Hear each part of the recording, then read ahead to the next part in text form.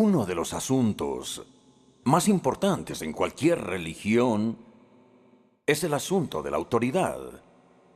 ¿Por qué autoridad creemos lo que creemos y por qué autoridad enseñamos lo que enseñamos? No podemos ponernos de acuerdo en nada hasta que nos hayamos puesto de acuerdo primero en cómo estar de acuerdo.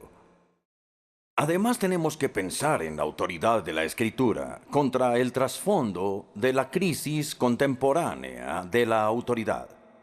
Hoy autoridad no es una palabra nada popular, eso no es necesario que lo diga. La gente busca la libertad y da por sentado que la libertad y la autoridad son incompatibles.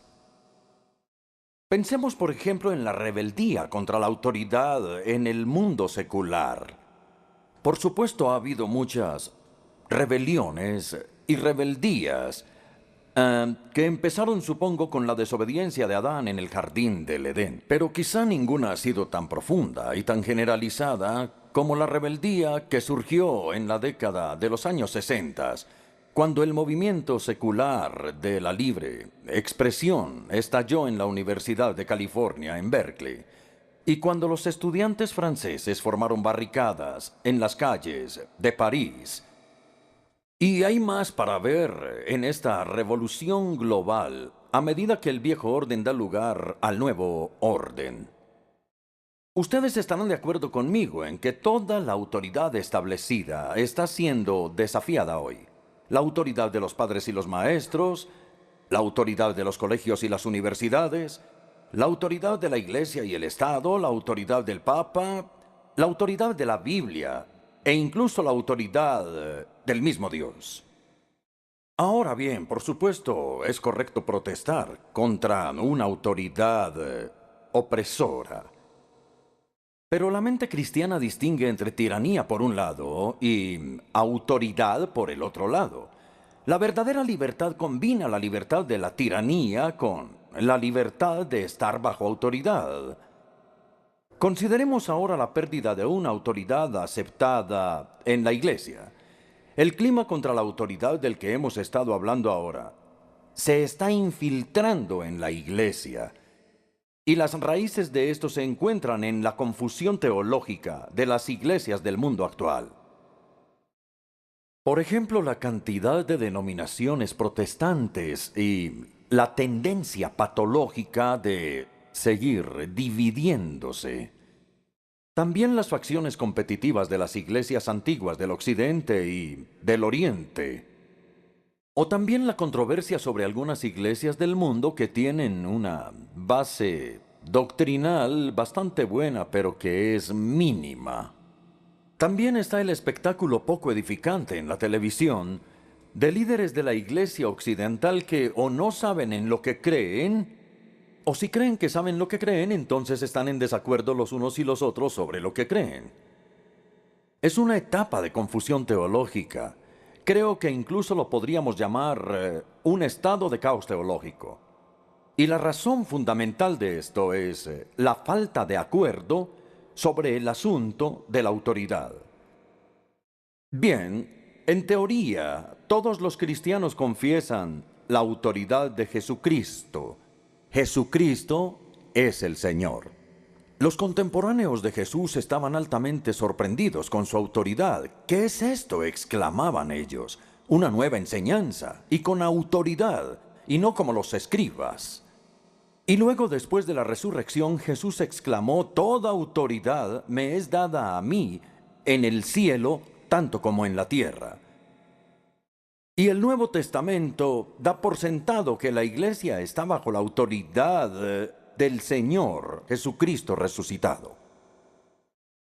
Ustedes han oído hablar de Charles Lamb, que es un ensayista inglés del siglo XIX. Y recordemos que Charles Lamb dijo lo siguiente. Dijo: «Si Shakespeare entrara en esta sala, todos nos levantaríamos para saludarlo.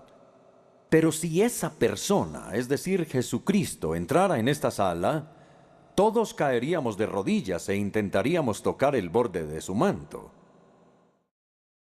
Yo creo que eso es cierto. Si Jesucristo apareciera de manera visible hoy, de tal modo que nadie cuestionara su identidad.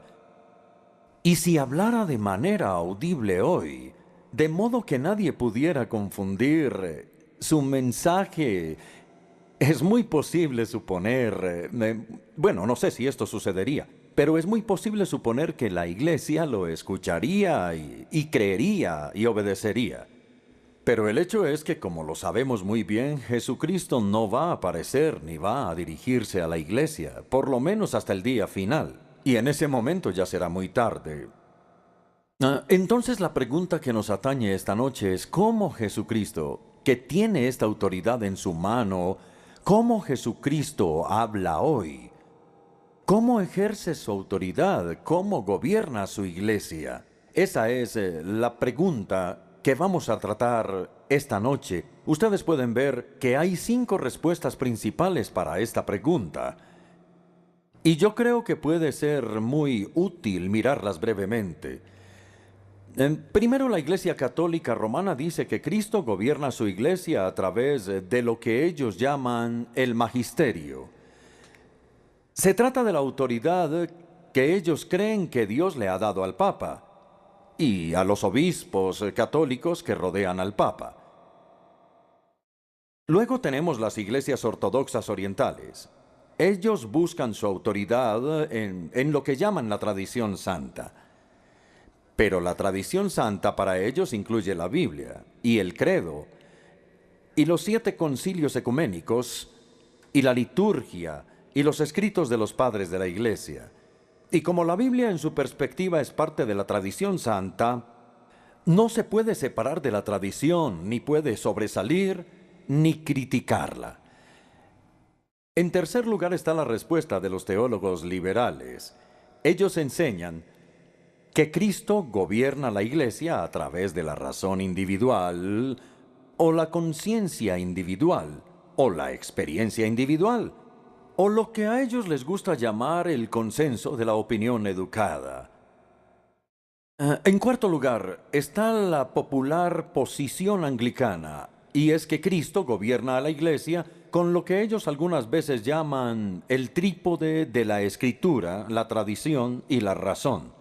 Ustedes estarán de acuerdo conmigo en que esto es típico de la lógica de la iglesia anglicana.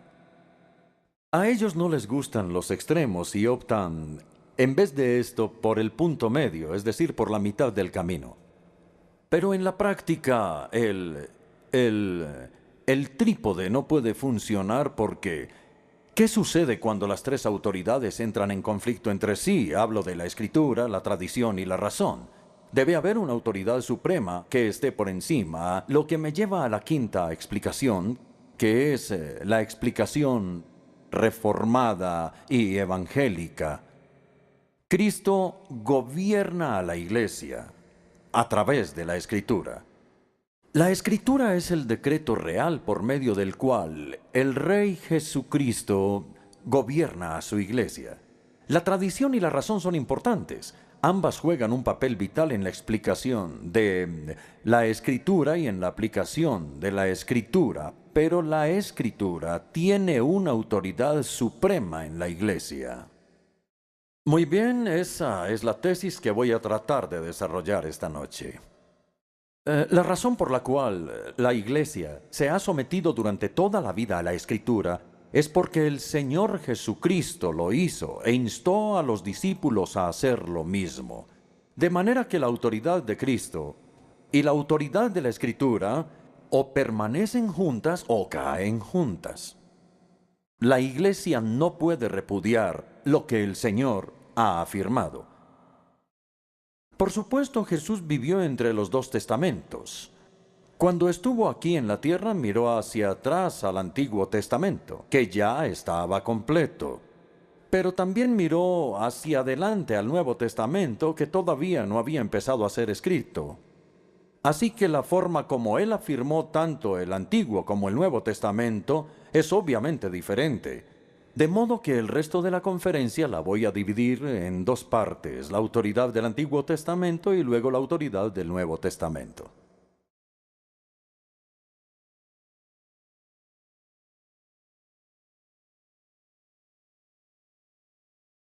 Consideremos por un momento la visión que tenía Jesús de la Escritura, como se ve en el uso que hizo de ella. Su sumisión personal a la Escritura del Antiguo Testamento se ve en tres esferas. Primero, se ve en su obediencia moral o en su conducta moral. Jesús estaba determinado a obedecer lo que se había escrito sobre él en la Escritura.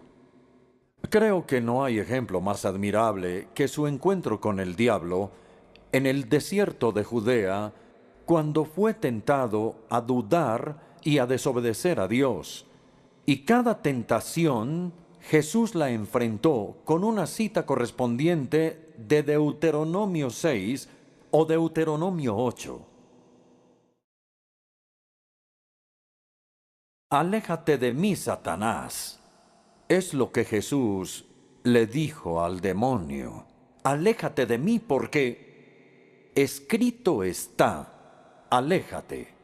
Esa sola palabra griega, geograptai, quiere decir escrito está, era suficiente en sí misma.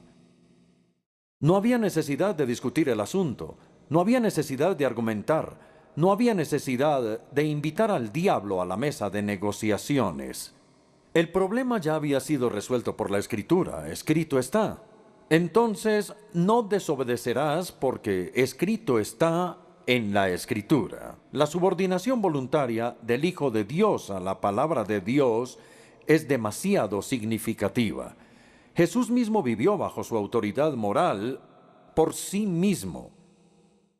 En segundo lugar, vemos su sumisión en su misión oficial, en su comprensión de lo que era su misión en el mundo. Los evangelios en realidad revelan cómo Jesús llegó a saber quién era, es decir, su identidad, o lo que había venido a hacer al mundo, su misión. Pero él debió haber entendido estas cosas quizás gradualmente, a través de la Escritura, a medida que Dios le hablaba a través de la Escritura y él meditaba en ella. Sus citas del Antiguo Testamento hacen que esto sea muy evidente. Jesús afirma ser tanto el Hijo del Hombre, de quien se escribe en Daniel 7, como el siervo sufriente del Señor, de quien se escribe en Isaías 53. Él afirma ser el Hijo del Hombre que aparece en Daniel, que vendría en las nubes del cielo, y a quien todas las naciones adorarían en su gloria. Y cumplió el pasaje del siervo sufriente del Señor que aparece en Isaías, que el siervo tenía que sufrir y morir por los pecados del mundo y luego traer luz a las naciones.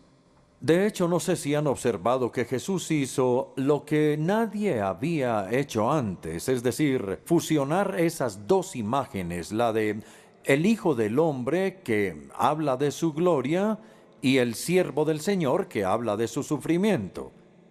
Y Jesús dijo que él debía entrar en su gloria como el Hijo del Hombre a través del sufrimiento. El Hijo del Hombre se irá, Marcos 14:21. El Hijo del Hombre se irá tal como está escrito de él. Así que esto explica el sentido de obligación que tenía Jesús de hacer lo que estaba escrito. Esto empezó cuando tenía 12 años, ¿recuerdan? Él dijo, ¿acaso no saben que en la casa de mi Padre debo estar? Y esto continuó durante su ministerio público, Marcos 8:31. El Hijo del Hombre tiene que sufrir muchas cosas y ser rechazado, y a los 3 días resucitar. Y esto continuó después de la resurrección. Él dijo en Lucas 24, todo lo que está escrito en la ley y en los escritos de los profetas debe cumplirse. ¿Por qué tenían que cumplirse estas cosas? ¿Cuál es la explicación a ese sentido de obligación que tuvo Jesús durante toda su vida? La respuesta es porque la Escritura lo dice, y él estaba determinado a obedecer lo que estaba escrito de él en relación con su misión. Así que de manera voluntaria y deliberada Jesús se puso a sí mismo bajo la autoridad de la Escritura. Estaba determinado a cumplir la Escritura en su misión y en los estándares morales de su conducta. Fue así como en el jardín de Getsemaní Pedro sacó su espada, la desenfundó en la noche y cortó la oreja derecha del siervo del sumo sacerdote. ¿Recuerdan lo que dijo Jesús? Le dijo que guardara su espada. Y luego le dijo, ¿acaso piensas que no puedo pedirle a mi Padre? Y Él me enviaría más de 12 legiones de ángeles. Pero, entonces, ¿cómo se cumplirían las Escrituras que dicen que así tenía que suceder?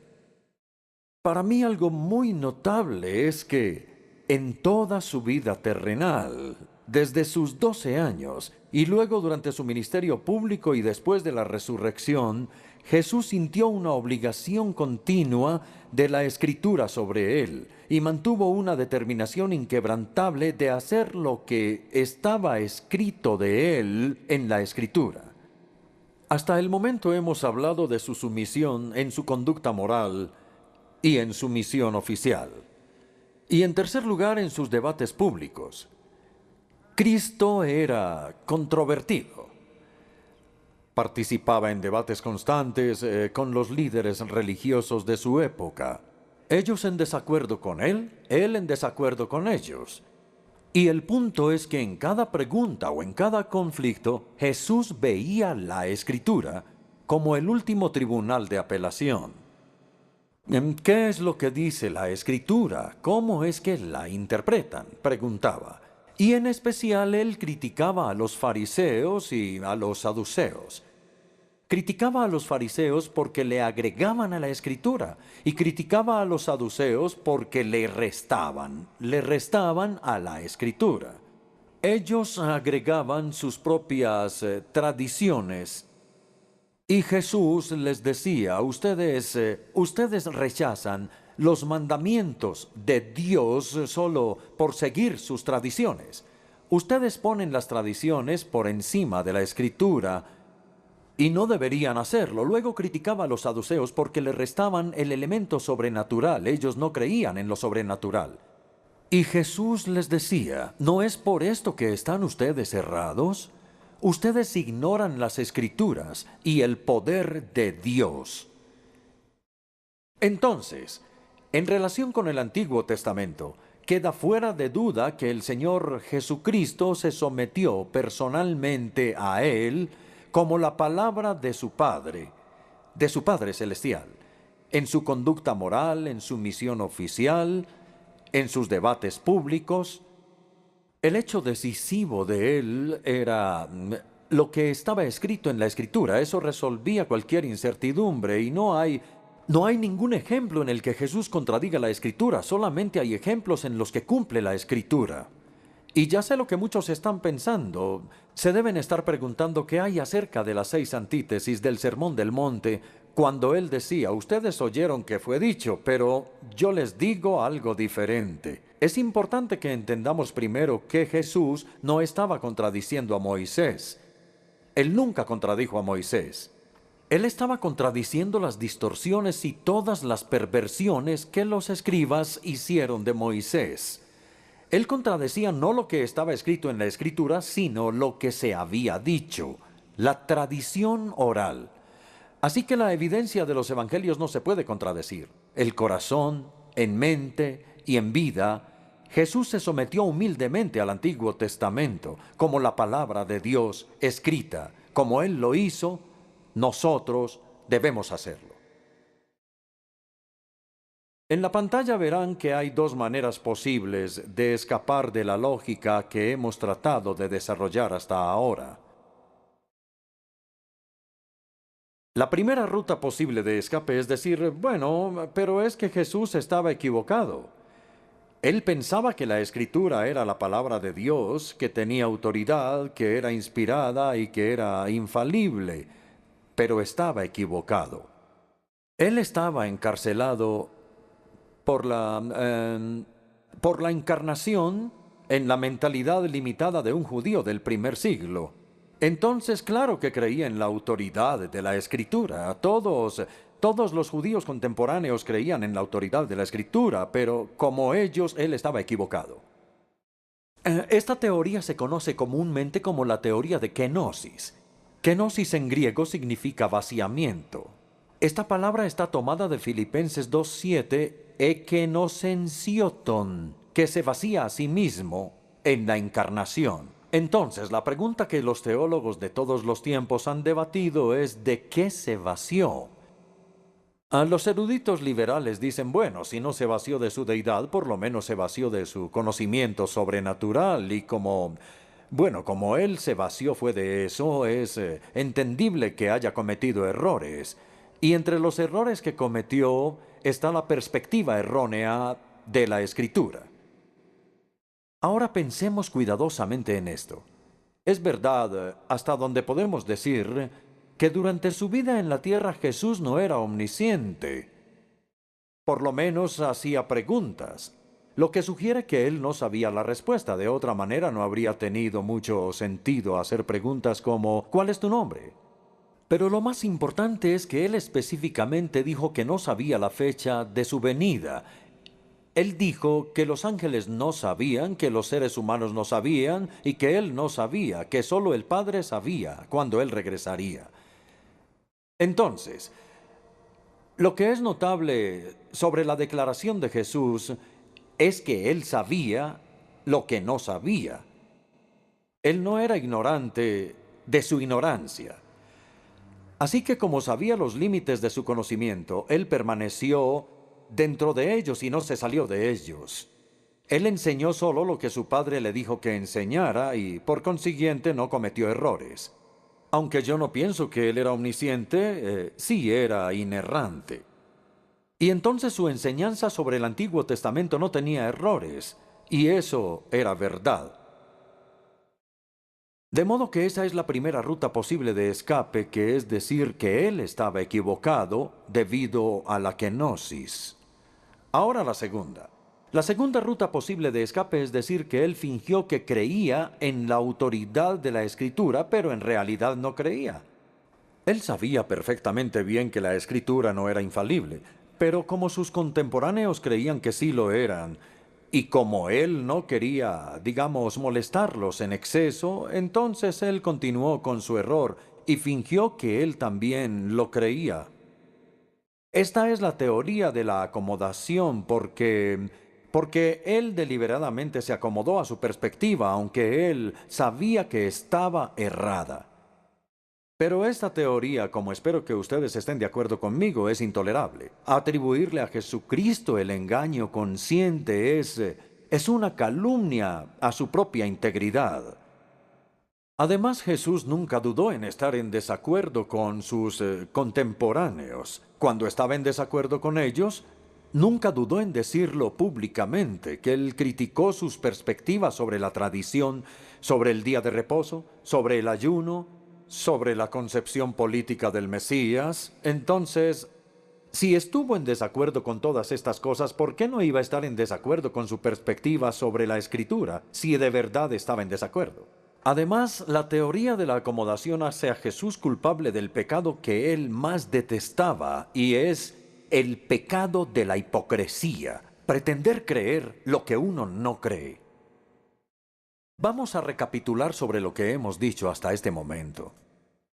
Hay dos intentos de ruta de escape y ambas declaran que la enseñanza de Jesús estaba errada. De acuerdo con la primera, el error de Jesús era involuntario, no podía evitarlo. Era porque él estaba encarcelado en la mentalidad de un judío del primer siglo. De acuerdo con la segunda, el error de Jesús era deliberado. Él decidió fingir que estaba de acuerdo cuando no lo estaba. De acuerdo con la primera, Jesús fue engañado. De acuerdo con la segunda, él era un engañador. Pero la teoría de kenosis y la de la acomodación deben ser rechazadas fuertemente. Desacreditan seriamente la honestidad, la integridad y la autoridad del Hijo de Dios. Y contra estas especulaciones difamatorias, decimos que Jesús sabía lo que decía, quería decir lo que decía, y era verdad. Así que nosotros también debemos creer y enseñar estas cosas. Ahora pasamos de la autoridad del Antiguo Testamento, el cual Cristo aprobó, a la autoridad del Nuevo Testamento. el cual Jesucristo dispuso.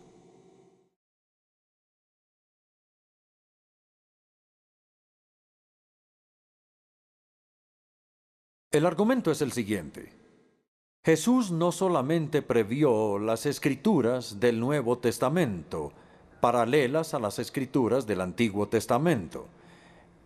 Él no solo las previó, sino que era su intención que se escribieran. Y por la misma razón, hizo que se registraran y se interpretara lo que Dios estaba haciendo a través de Cristo.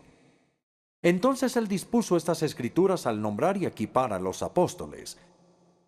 Y la naturaleza y función de los apóstoles es realmente crucial para entender este argumento. Consideremos ahora la palabra apóstolos, que es la palabra griega de apóstol. El verbo apostolain significa enviar, y entonces el sustantivo apóstolos significa aquel que es enviado, y se utiliza en el Nuevo Testamento de tres maneras bien distintas. Y tenemos que entender esto. Una sola vez y solo una vez se refiere a todo el pueblo cristiano. Todos los discípulos de Jesús son de alguna manera apóstoloi, enviados al mundo. Esta mención se encuentra en el Evangelio de Juan capítulo 13, versículo 16, en el contexto de cuando Jesús les lava los pies a los discípulos en la habitación superior. Dijo Jesús: aquel que es enviado, en griego es apóstolos, aquel que es enviado no es mayor que quien lo envió. Así que todo esto en un sentido es parte de la misión apostólica de la Iglesia. Jesús dijo: así como el Padre me ha enviado a mí al mundo, así los envío yo al mundo. Todos somos enviados al mundo a testificar y a servir, y en ese sentido todos somos apóstoles. Todos compartimos la misión apostólica de la Iglesia, que es compartir el Evangelio con el mundo. Pero 2 o 3 veces la palabra apóstolo se utiliza con respecto a los apóstoles de las iglesias. Nosotros los llamamos los socios de las misiones, o ahora, si ustedes prefieren, misioneros enviados por una iglesia a otra para cumplir alguna tarea o asignación. En 2 Corintios 8:23, Pablo se refiere a ciertos hermanos como representantes de las iglesias. Esa, si no estoy mal, es la Nueva Versión Internacional, pero la palabra en griego es apóstoles de las iglesias. Y en Filipenses 2:25, Pablo dice que Epafrodito, que era un miembro de la iglesia de Filipos, dice el apóstol Pablo en la carta a los filipenses que es un mensajero, su representante, literalmente su apóstol, porque ustedes lo enviaron para una tarea que en realidad era traerle algo de dinero al apóstol Pablo. Así que una vez y solo una vez la palabra apóstolo se utiliza para nosotros. 2, 3 o 4 veces en su uso en el Nuevo Testamento se refiere a los apóstoles de las iglesias, misioneros. Pero el abrumador uso de la palabra se refiere a ese grupo único que usualmente llamamos los 12 apóstoles, a quienes Pablo y Santiago y el líder de la iglesia en Jerusalén se sumaron después. Estos eran los apóstoles de Cristo, no apóstoles de las iglesias, sino enviados por el mismo Jesús. Para entender la importancia de esto, vamos a considerar el doble trasfondo de la palabra apóstolos. Por un lado, el trasfondo profético y por otro, el trasfondo rabínico. El apóstol era el equivalente de ambos en el Nuevo Testamento. Tomemos los profetas del Antiguo Testamento. Los profetas se describen como enviados por Yahvé. Yo te envío, le dijo Dios a Moisés. Y le dijo a Isaías: ¿a quién enviaré? ¿Quién irá por nosotros? E Isaías dijo: aquí estoy yo, envíame a mí. Y esa fue exactamente su comisión como profeta. Dios le dijo a Jeremías: debes ir a todos los que te envíe. Y de nuevo a través de Jeremías, Dios dijo a los israelitas día tras día: Una y otra vez les envié a mis siervos los profetas. Y esta palabra enviar que se utiliza, es decir, solo les he dado una pequeña muestra de algo que se usa una y otra vez en el Antiguo Testamento, es muy importante y se utiliza tanto para falsos como para verdaderos profetas. Dios dijo, ellos están profetizando mentiras en mi nombre y yo no los envié. Entonces no tenían comisión como profetas. Yo no los envié. Entonces, así como Yahvé envió a sus profetas para hablarle a Israel en su nombre, así Jesús envió a los 12 para hablar y predicar en su nombre. Los 12 eran el equivalente en el Nuevo Testamento de los profetas del Antiguo Testamento y tenían la misma inspiración. Mientras que el primer trasfondo del significado de apóstolos es profético, el segundo no era el profeta, sino el Shaliach del judaísmo rabínico. El Shaliach era alguien que era enviado por el Sanedrín, el Consejo Supremo, para enseñar en su nombre. Y se decía, esto es algo muy importante que ustedes deben recordar sobre el Shaliach, que la persona enviada, el apóstol, el profeta, el Shaliach, la persona enviada por alguien, era como la persona misma. En otras palabras, lleva consigo la autoridad de la persona que lo envía. Sabiendo esas cosas sobre los profetas y sobre el Shaliach, Jesús escogió deliberadamente ese título de apóstolos, por lo menos en el griego, para los 12. Lo que voy a decir a continuación es textual. Él llamó a sus discípulos y escogió a 12 de ellos, y en su conjunto decidió llamarlos apóstoles. Lucas 6:13.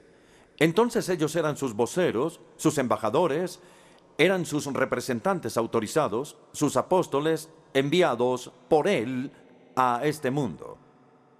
Él los envió diciendo, aquel que los escucha a ustedes, me escucha a mí, porque ustedes llevan mi autoridad. Aquel que los recibe a ustedes, me recibe a mí. Aquel que los rechaza a ustedes, me rechaza a mí. Y como veremos en un momento, agregó Pablo luego a Santiago. Ahora es importante entender la triple, quizá la cuádruple singularidad, pero dejemos el cuarto punto para después. Entonces, la triple singularidad de los 12, de los apóstoles de Jesucristo, la primera fue el nombramiento personal y la autorización por parte del mismo Jesús. Vimos cómo escogió a los 12 y vimos luego cómo les dio su autoridad. Luego, en el camino a Damasco, que no solamente es la conversión de Saulo, sino la comisión de Saulo, el Jesús resucitado le dijo a Pablo, «Ecoapostelosi, yo te nombro apóstol, yo te hago un apóstol, yo te envío como apóstol», y él fue el apóstol de los gentiles. Y en 9 de las 13 cartas de Pablo, él empieza diciendo, Pablo apóstol, de acuerdo con la voluntad de Dios o de acuerdo con la orden de Dios. Ahí está el nombramiento personal y la autorización por parte de Jesús. En segundo lugar, ellos debían haber tenido una experiencia de testigos oculares de Jesús. Jesús nombró a los 12 para que ellos pudieran estar con él. Marcos 3:14 les dio inigualables oportunidades de escuchar sus palabras, de ver sus obras y luego de ser testigos de lo que habían visto y oído. Y en el Evangelio de Juan capítulo 15, versículo 27, él dice en la habitación superior, y también ustedes darán testimonio porque ustedes han estado conmigo desde el principio. Cuando Judas debía ser reemplazado como el apóstol 12, Pedro dejó en claro el tipo de requisitos que debía tener. Debe acompañarnos, dice Pedro, durante el tiempo que el Señor estuvo con nosotros, durante todo el tiempo, para que pueda ver todo aquello que vemos nosotros, y de ese modo pueda ser un auténtico testigo de la resurrección. Ahora bien, Pablo y Santiago no fueron testigos de Cristo durante su ministerio público, pero sí habían sido testigos de la resurrección. Pablo, por ejemplo, porque esta es la razón por la que Pablo pudo llegar a ser apóstol, aunque no había estado con Jesús durante los días de su ministerio público. 1 Corintios 9, versículo 1. ¿No soy yo un apóstol? Dice Pablo. ¿No he visto a Jesús, nuestro Señor?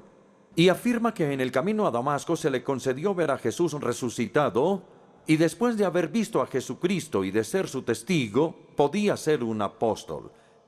Nuevamente en 1 Corintios 15, versículo 8 dice, y por último, hoy menciona una lista. Ustedes recuerdan, de los apóstoles, y por último, se apareció ante mí, el más insignificante de los apóstoles. Entonces en ambos versículos relaciona directamente ser un apóstol y haber visto a Jesús. Y esa es la razón por la cual tenemos que tener el valor de decir que no hay apóstoles en la iglesia de hoy.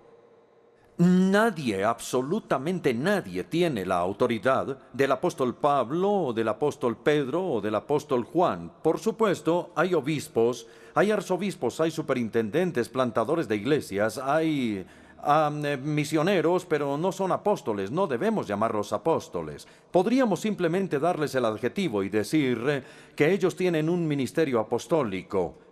Pero yo les he dicho a veces a mis amigos carismáticos, ¿ustedes creen que hay alguien en la iglesia de hoy que tenga una autoridad comparable con la autoridad de Pablo, de Pedro y de Juan? Y por supuesto dicen, no, por supuesto que no.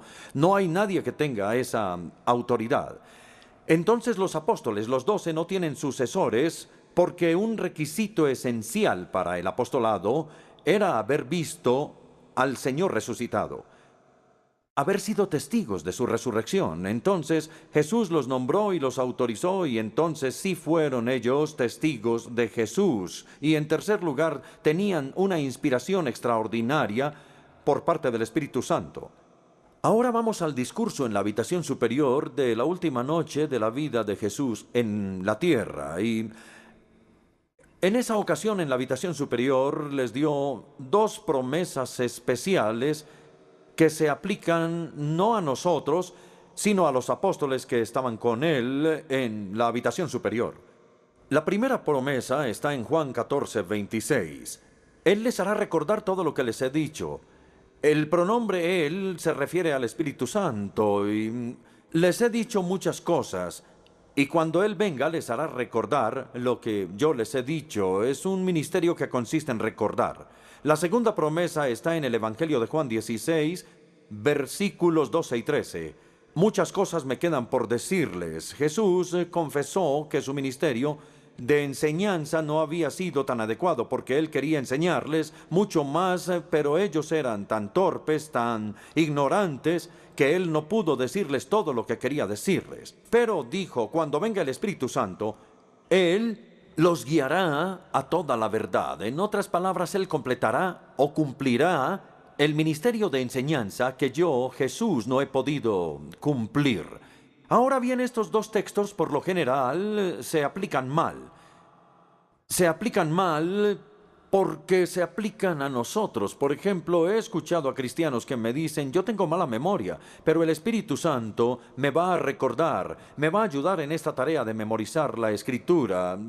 Bien, uno podría decir que es un significado secundario o terciario, pero no es de lo que Jesús estaba hablando en ese momento. Nuevamente, las personas toman la otra promesa que Él los va a guiar a la verdad.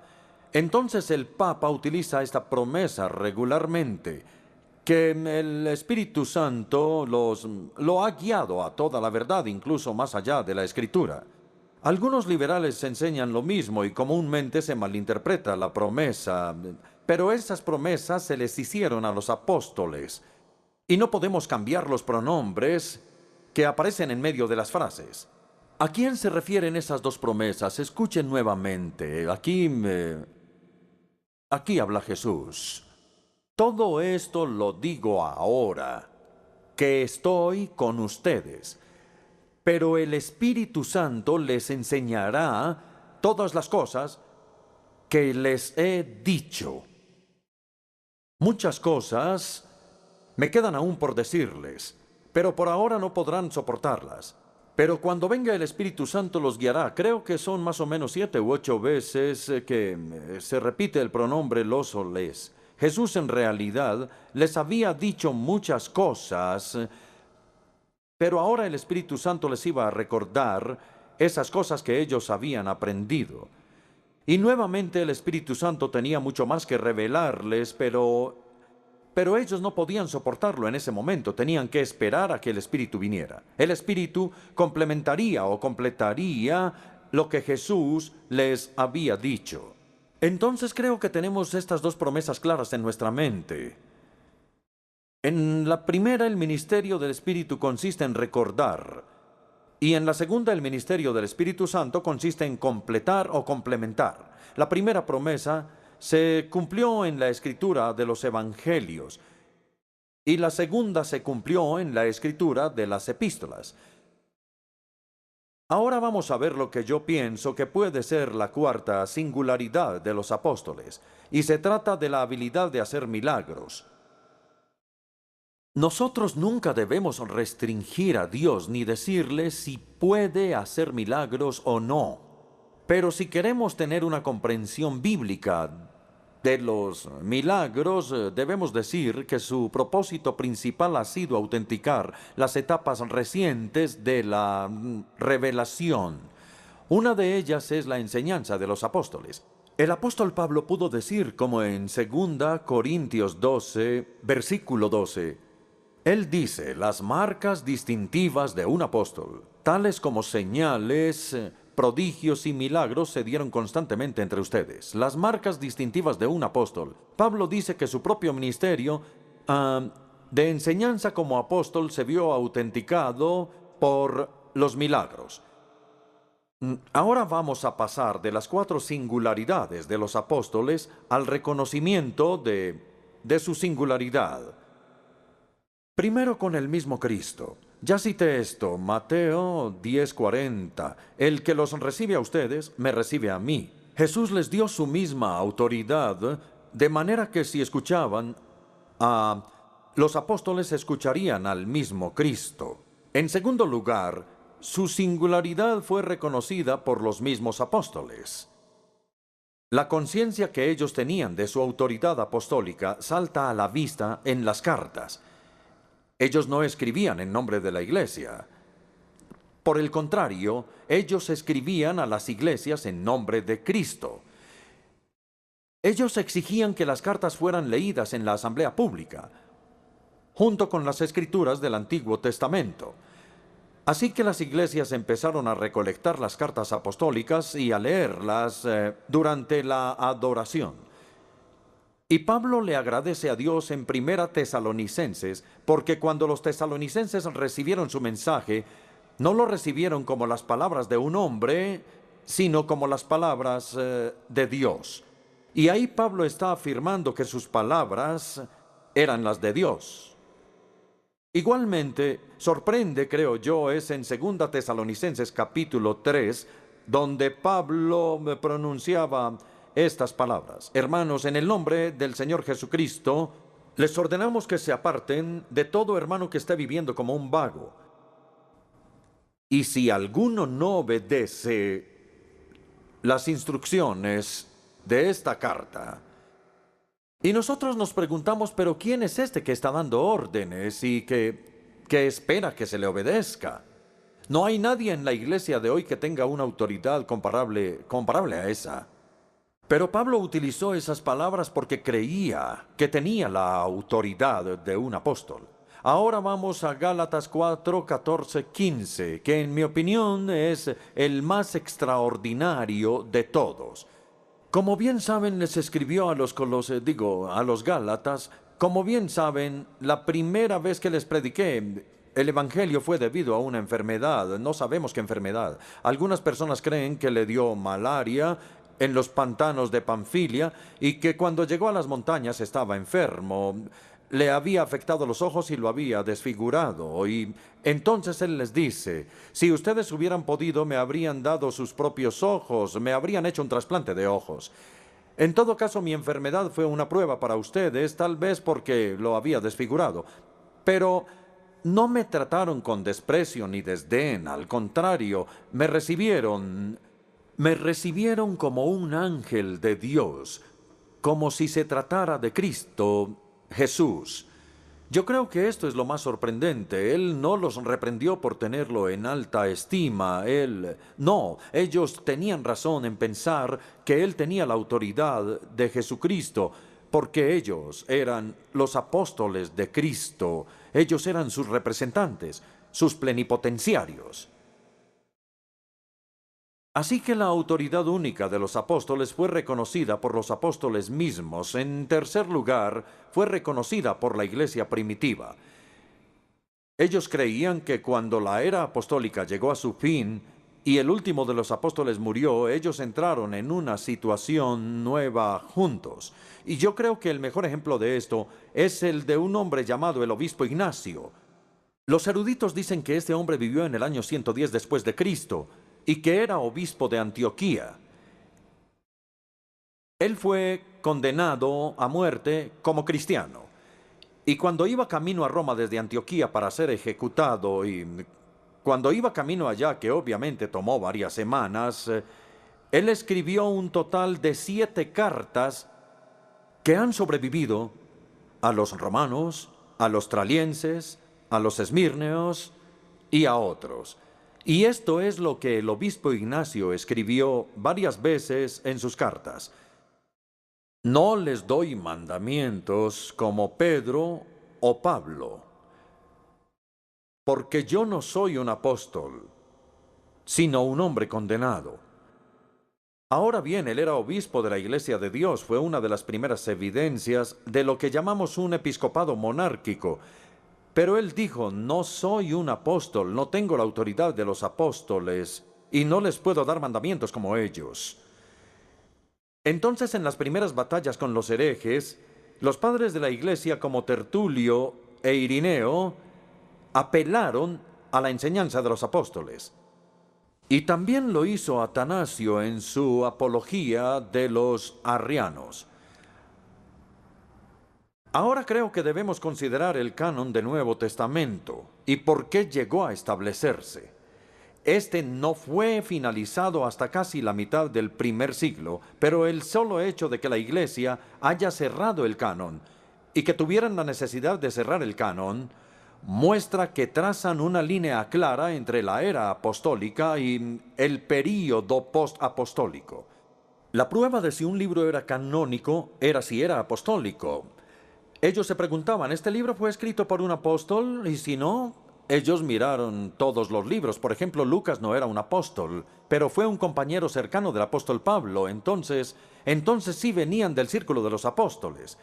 Si tenían la enseñanza de los apóstoles, si el libro era apostólico en alguna manera, entonces era aceptado en el canon del Nuevo Testamento. Ya casi termino. Pero tengo otros 2 ejemplos que quiero compartir con ustedes. En cuarto lugar, los reformadores del siglo XVI entendieron bien la unicidad de los apóstoles de los 12. Les voy a leer una cita de Lutero. Así se refiere al Sermón del Monte. Así Jesús somete a todo el mundo a los apóstoles. Y a través de ellos, y solo de ellos, el mundo debe ser iluminado. Todas las personas del mundo, reyes, príncipes, señores, eruditos, sabios, santos, todas las personas del mundo tienen que sentarse mientras los apóstoles permanecen de pie. Tienen que permitir que se les acuse y se les condene en su sabiduría y en su santidad como hombres que no conocen ni la doctrina, ni la vida, ni una relación correcta con Dios. Todo el mundo tiene que sentarse mientras los apóstoles permanecen de pie para enseñarles. Y el quinto ejemplo es la iglesia contemporánea. Y es sorprendente que este ejemplo viene de la iglesia anglicana. En la conferencia de Lambeth de 1958, hace ya algunos años, los obispos produjeron una muy buena declaración sobre la Escritura y quiero citarles una parte de ella. La iglesia no está sobre las Santas Escrituras, sino bajo ellas. El proceso de canonización No fue un proceso en el que la Iglesia le confiriera autoridad a los libros, sino un proceso en el que la Iglesia reconoció que los libros tenían autoridad. ¿Y por qué? Se reconocía que los libros tenían el testimonio de los apóstoles en cuanto a la vida, a la enseñanza, a la muerte y a la resurrección del Señor Jesús. Y la interpretación que los apóstoles hicieron de estos eventos escuchen esto, es a una autoridad apostólica que la Iglesia siempre debe inclinarse. Entonces hay una necesidad por parte de la Iglesia de inclinarse a la autoridad de los apóstoles. Bien, es hora de resumir y concluir. Primero que todo, nuestro Señor Jesucristo autorizó repetidamente la autoridad del Antiguo Testamento, porque Él apeló a ella y se sometió a esa autoridad Él mismo. En segundo lugar, el Señor Jesucristo dispuso deliberadamente la escritura del Nuevo Testamento, ya que nombró y equipó a los apóstoles para que hablaran y enseñaran en su nombre. Entonces el Antiguo Testamento y el Nuevo Testamento, aunque en maneras diferentes, llevan el sello de su autoridad. Por consiguiente, si deseamos someternos a la autoridad de Cristo, debemos someternos a la autoridad de la Escritura. Si deseamos escuchar la voz de Cristo, debemos escuchar la Escritura a través de la cual Él habla, porque la autoridad de la Escritura lleva consigo la autoridad de Cristo. La última pregunta que debemos hacernos esta noche, y la última pregunta ante toda la Iglesia hoy es ¿quién es el Señor? ¿La Iglesia es el Señor Jesucristo? ¿Y tiene el poder de editar y manipular su enseñanza? ¿O es Jesucristo el Señor de la Iglesia? Y entonces la Iglesia debe obedecerle. Y como Jesucristo es el Señor, no debemos tener ninguna duda sobre la respuesta a esta pregunta.